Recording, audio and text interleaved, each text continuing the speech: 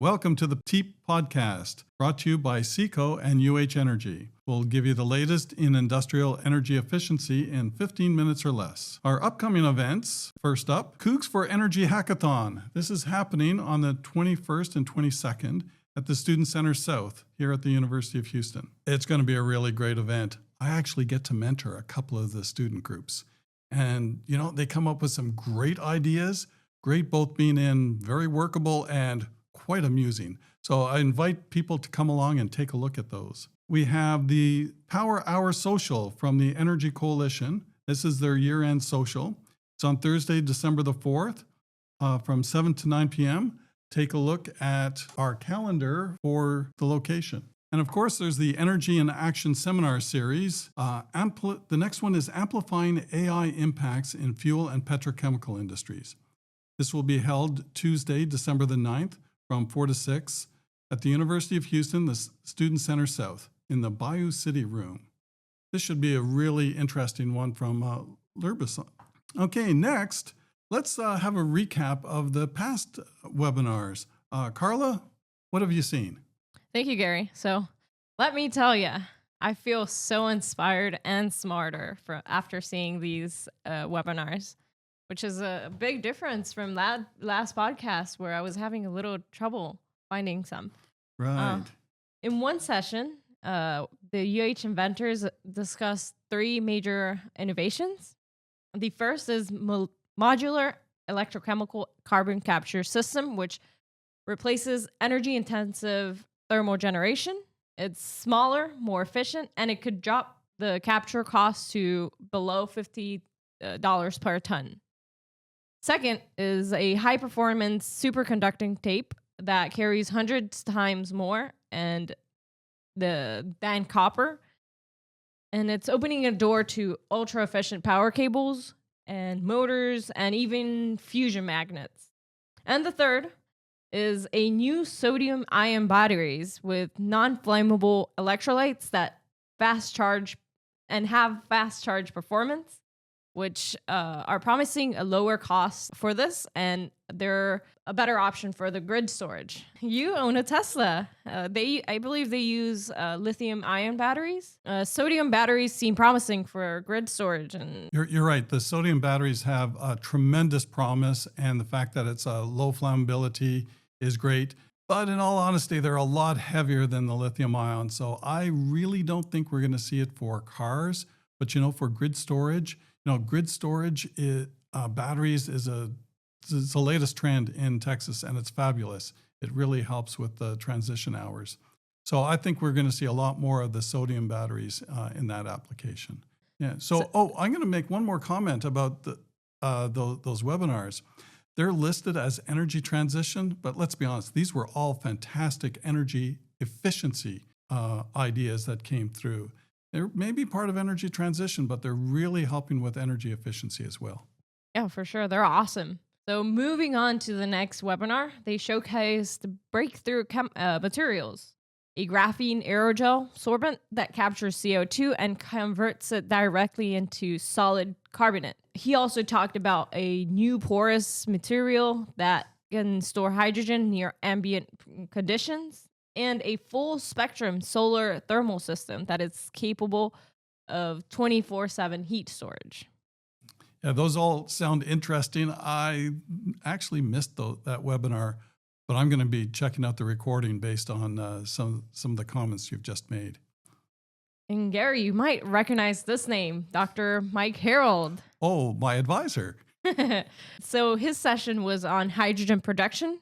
He introduced a new electrically heated steam methane reforming process. And this is by replacing combustion with joule heating using a zirconia-supported catalyst. The system actually becomes more efficient with a surprisingly electrocatalytic boost that increases the methane conversion and reduces the CO2 intensity. Yeah, this is fascinating technology. I've talked to a few of the researchers on it, and they're seeing some things that were quite unexpected.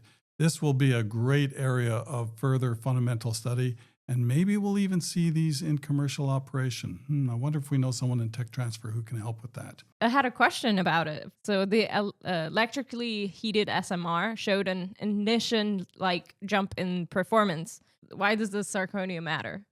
That is going to be the subject of some really good fundamental studies because, as you said, it was unexpected.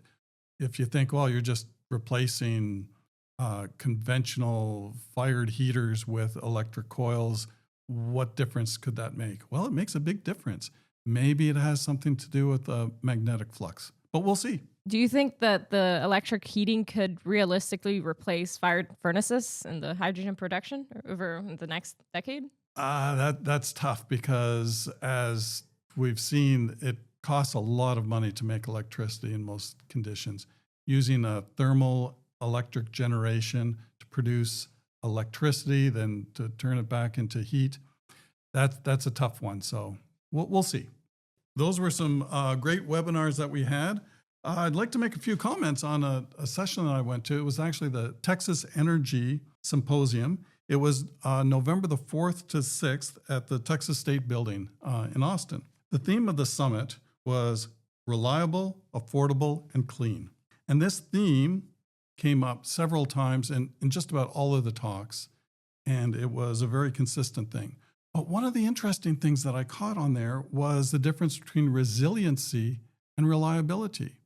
So resiliency is defined by the Argonne National Laboratories and the Department of Defense as being able to be self-sustaining for water and energy for 14 days. That's actually a pretty tough hurdle to meet, but there's a lot of communities. There are churches, hospitals, fire stations, and police stations that are looking to be resilient. And this is just a fantastic idea. And I know we have Centerpoint as our provider in this area, but between ERCOT and Centerpoint, they're really calling for having these mini grids going. Yeah, and that's important because we need to keep the hospitals and where the elderly live in case of blackouts. And 14-day resiliency, I think, is a good standard to have. The other thing that came up was interesting. Again, with the resiliency, it was a question, do you put in enough supply to meet the demand as you see it, or do you reduce the demand by improving the energy efficiency? And study after study has shown that it pays to go with the energy efficiency to reduce the amount that you have to supply. There were a few dissenters, but really energy efficiency was one of the keys to making those things work. One of the other things that came up that was interesting was a quote that I'm going to use here. It says, "Pay for today's project with tomorrow's energy savings." This is all about financing.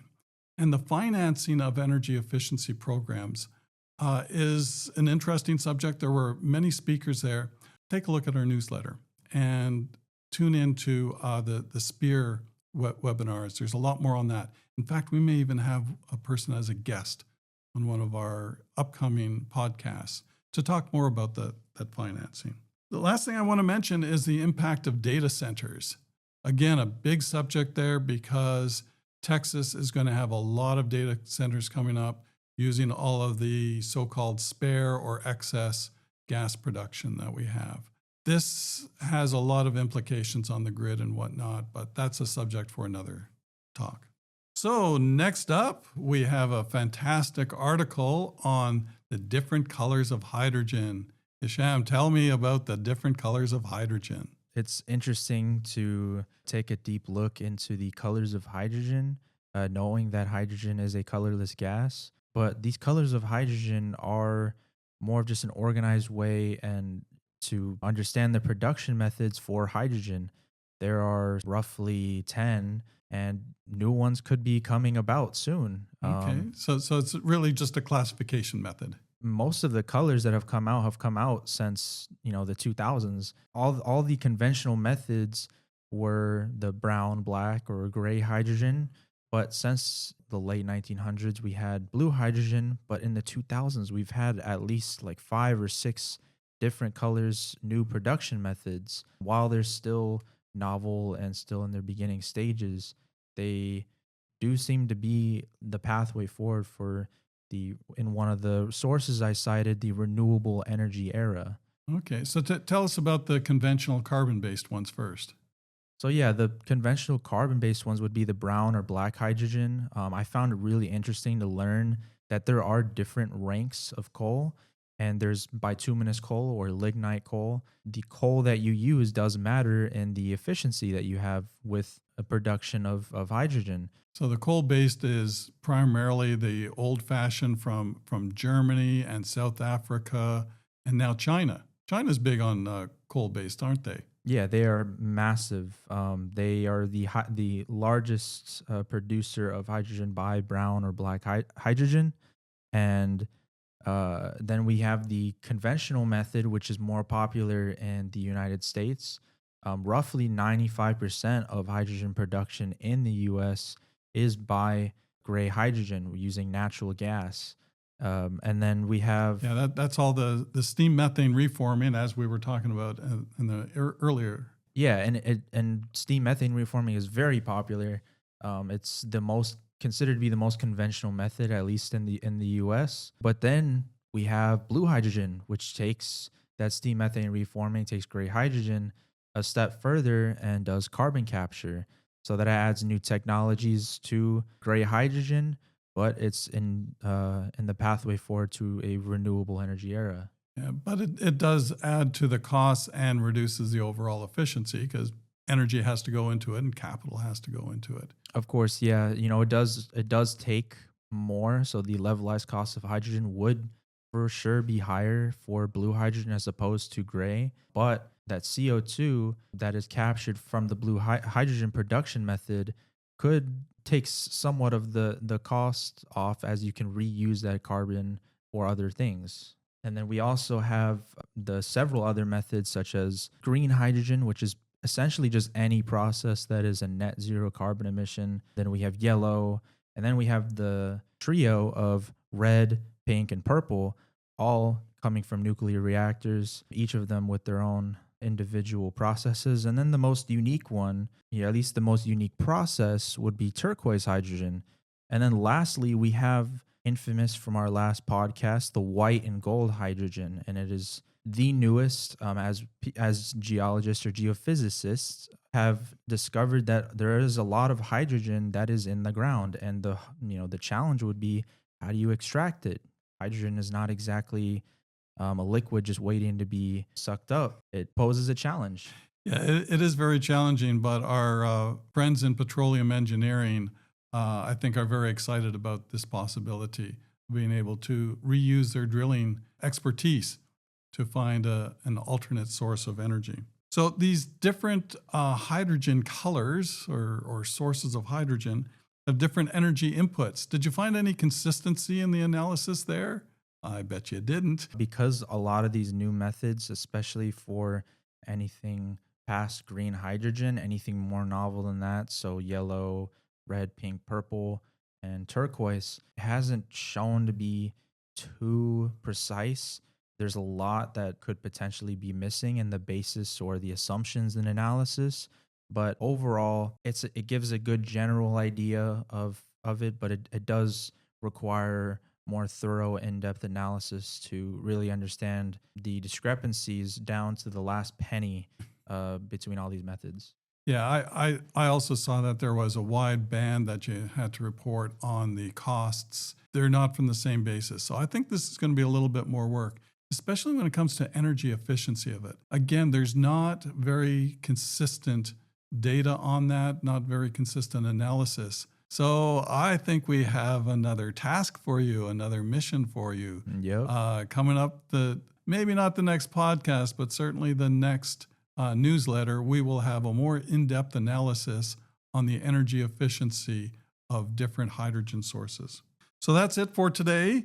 We must thank the State Energy Conservation Offices for the grant that allows all of this to happen, the Media Lab here at the University of Houston, and our interns, Carla Romero and Hisham Habli.